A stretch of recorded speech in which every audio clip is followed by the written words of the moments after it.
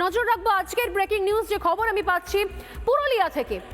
পুরুলিয়ার পরলিতে সরস্বতী পুজো বন্ধের আবেদন এবার মারাত্মক রকমে অভিযোগ সামনে এলো, যেখানে খোদ অভিভাবকরা চিঠি দিয়ে বলছেন যে সরস্বতী পুজো করার দরকার নেই, এই দেশটা সেকুলার দেশ, ধর্মনিরপেক্ষ দেশ, তাই এখানে সরস্বতী পুজো করার কোনো দরকার নেই।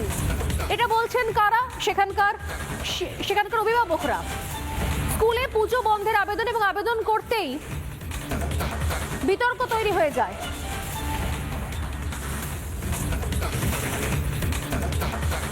তৃণমূলের মদতেই পুজো বন্ধের আবেদন, এমনটাই অভিযোগ করছেন বিজেপি বিধায়ক বিবেকানন্দ বাউরি।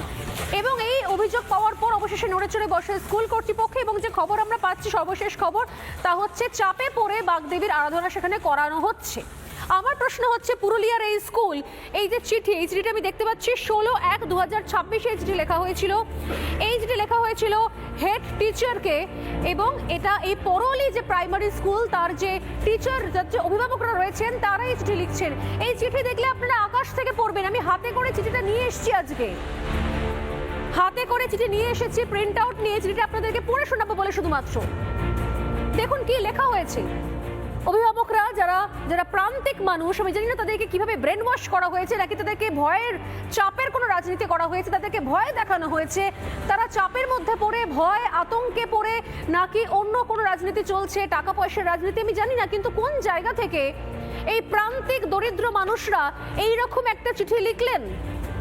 এবং অভিভাবকদের মধ্যে অনেকেই যারা নিজেরা কখনো স্কুলও যাননি, অনেকেই আছেন যারা নিজেরা সইও করতে পারেন না, তারা কি করে এই চিঠি লিখলেন আমার ডাউট হচ্ছে।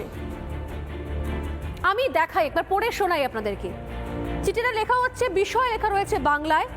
আমি টিমকে বলবো এই চিঠির কপিটাও আপনাদেরকে দেখাতে। বিষয় রয়েছে, সরকারি বা সরকারের সাহায্যপ্রাপ্ত বিদ্যালয় সর্বপ্রকার ধর্মীয় অনুষ্ঠান বা সরস্বতী পুজো বন্ধ করার আবেদন।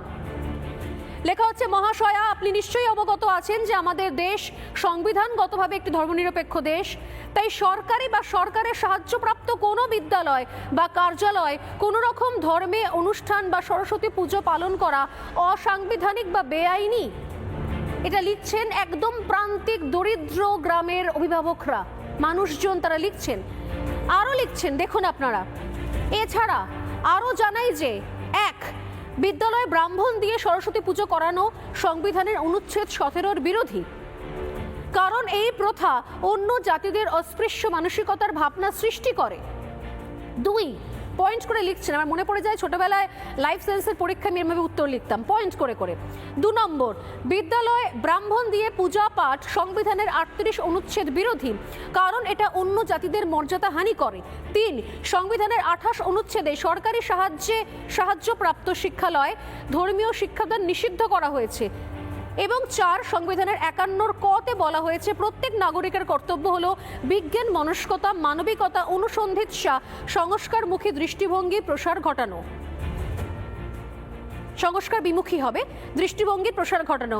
তাই আমরা পরলি গ্রামবাসীগণ এবং অভিভাবকগণ, মানে শুধুমাত্র অভিভাবক নয়, এর সঙ্গে গ্রামবাসীও রয়েছেন যাদের সন্তানরা ওই স্কুলে পড়েন না, আমরা পরলি গ্রামবাসীগণ এবং অভিভাবকগণ আপনার কাছে অনুরোধ করছি, দয়া করে সংবিধানের মর্যাদা রক্ষা করতে এবং বিদ্যালয় ধর্মের নামে ভেদাভেদ হওয়া থেকে বিরত করতে, বিদ্যালয়ে সরস্বতী পুজো বা যে কোনো ধর্মীয় অনুষ্ঠান বন্ধ করার জন্য আবেদন জানাচ্ছি, ধন্যবাদ বলে এখানে মোটামুটি দেখতে পাচ্ছি 13 জন সই করেছেন। এবং এখানে কপিও করা হয়েছে SIDI কে। এটা 16/1/2026 হেড টিচার অর্থাৎ স্কুলের যিনি প্রধান শিক্ষক তার কাছে চিঠিটা দেওয়া হয়েছে এবং তিনি সই করে রিসিভও করে নিয়েছেন। নানা ধরনের কন্টেন্ট দেখার জন্য লাইক করুন, শেয়ার করুন আমাদের ফেসবুক পেজ, সাবস্ক্রাইব করুন আমাদের ইউটিউব চ্যানেল। পাশাপাশি অন্যান্য ব্রেকিং নিউজের জন্য অবশ্যই চোখ রাখুন রিপাবলিক বাংলায়।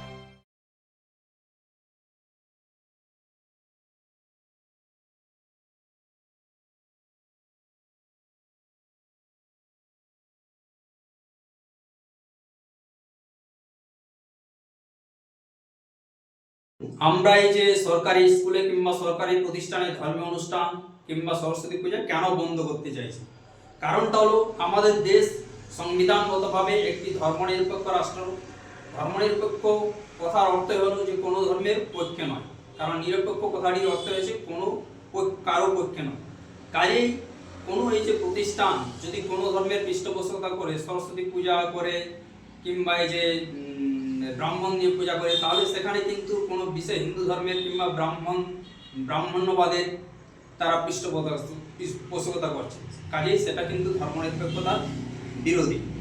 এছাড়া এই যে বিদ্যালয়ে ব্রাহ্মণ দিয়ে সরস্বতী পূজা করানো সংবিধানের 17 অনুচ্ছেদের বিরোধী, কারণ এই অনুচ্ছেদ অস্পৃশ্য মানসিকতা ভাবনা যে সৃষ্টি হয় সেটা দূর করার কথা বলেছে। সেখানে যদি বিদ্যালয়ে ব্রাহ্মণ দিয়ে সরস্বতী পূজা করানো হয় তাহলে কিন্তু অন্য জাতিদের মধ্যে একটা অস্পৃশ্য ধারণা মাথায় ঢুকিয়ে দেওয়া আছে, কাজেই এটা বন্ধ হয়েছে।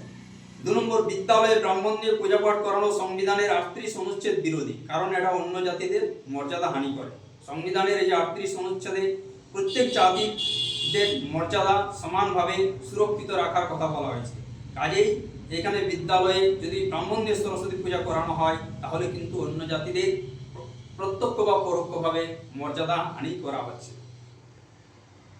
এছাড়া সংবিধানের 38 অনুচ্ছেদে সরকারি সাহায্যপ্রাপ্ত শিক্ষালয়ে ধর্মীয় শিক্ষাদান নিষিদ্ধ করা হয়েছে, কাজেই যে সরকারি শিক্ষালয়ে চলে আসছে বলে জোর জবরদস্তি করে পূজা পাঠ করতে হবে সেটা কিন্তু ঠিক নয়, কারণ অতীতে কোনো সংবিধান ছিল না বলেই সেগুলো চলে আসছিল। এখন সংবিধান যেহেতু হয়েছে সেহেতু সংবিধানকে সেখানে কার্যকর করতে হবে।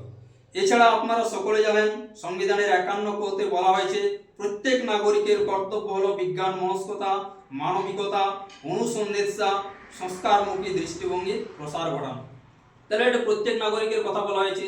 সেখানে এই ধরনের যে শিক্ষক শিক্ষিকা থেকে শুরু করে বিভিন্ন আমলা কিংবা প্রশাসনের কর্তা ব্যক্তিরা যথেষ্ট শিক্ষিত, তারা যথেষ্ট সংবিধান জানেন বোঝেন, কিন্তু তবুও তারা এগুলো প্রয়োগ কেন করছে না সেটাই বড় প্রশ্ন। ভারতে সংবিধান থাকা সত্ত্বেও কেন এই ধরনের যে মনুবাদী দৃষ্টিভঙ্গি সরকারি প্রতিষ্ঠানগুলোতে থাকবে সেটা কখনোই কাঙ্ক্ষিত নয়, কাজেই এগুলো বন্ধ হওয়া উচিত।